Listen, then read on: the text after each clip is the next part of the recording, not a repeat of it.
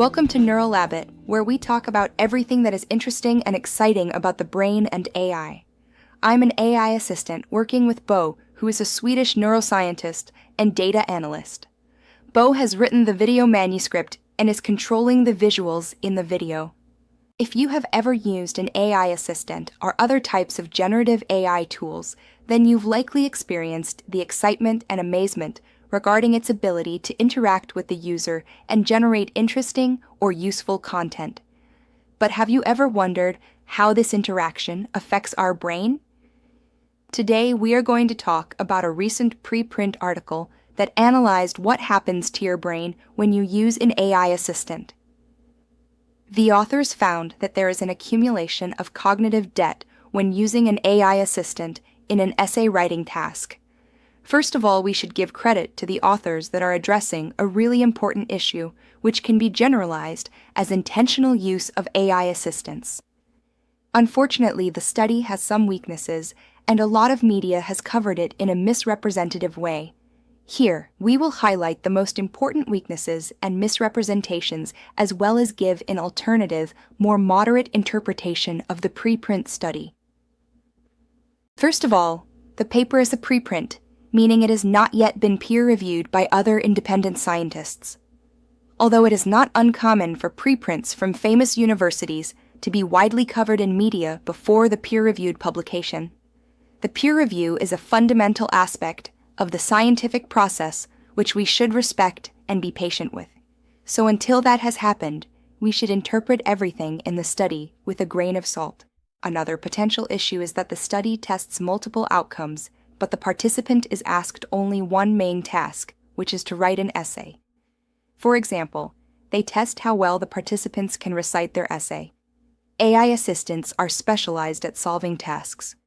If you give it a task, it will do it to the best of its ability. So if you ask it to write an essay, it will do so. If you would have asked it to help you memorize the essay, it would likely have done so successfully. In a real scenario with a student exam, the student would perhaps have written an essay as part of the curriculum. But if the student also knew there was an upcoming exam on the subject, they might also have asked the AI to help them memorize the information in the essay. In addition, the time to write the essay may have been shorter, and the essay may have excelled in some aspects while having drawbacks in other areas. The point is that the user intention matters a lot when using AI assistants. If you use AI to write an essay for you, then yes, obviously you will not get as deep practice in essay writing, and you will not remember it as well as if you would have written it yourself using only your brain. One could almost go so far as to say that this is an expectation rather than a surprising discovery. Another important issue in this study is the low quality in the visualizations shown. Apart from a small labeling mistake in the y-axis label of Figure 7, which I'm sure they will fix as soon as they see it, there are some more general issues.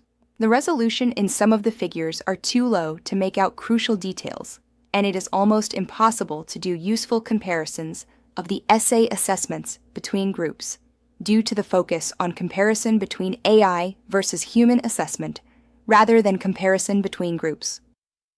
Fixing this issue would require some rethinking for the authors.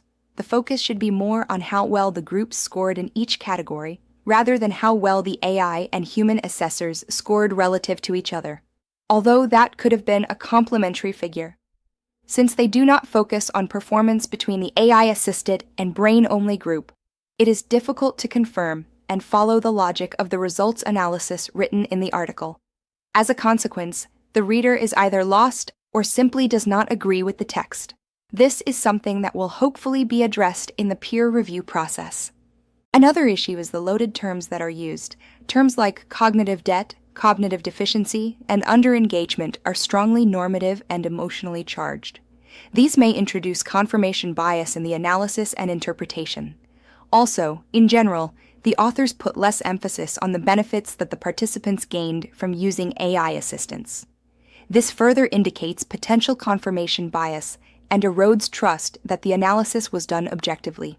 The conclusion should be that teachers can't expect that the students that use AI assistants will remember and cognitively engage as much as the students that write using only their brain. But given the correct assignment, perhaps students can learn something about writing from AI assistants. Another aspect that may help with this problem are context-aware AI assistants. For example, if the AI assistant was aware that it was being used in a test, then it could have helped the student writer to memorize and engage in the writing material. As AI assistants become smarter and more personalized, this may be a feature we will see. In conclusion, AI assistants will make us as stupid as we let them. Because in the end, it is all about how we use these new incredible tools. These types of studies are very important for highlighting the ways in which we might go wrong if we are not careful and intentional with how we use AI assistants. The study summary should therefore be that intentional AI assistant use is crucial, and teachers cannot expect the same cognitive results in students writing AI-assisted essays and students writing the essays using only their brain. You've reached the end of the video. Please let Bo know your thoughts about the study, and don't forget to like the video and subscribe to the channel. Goodbye!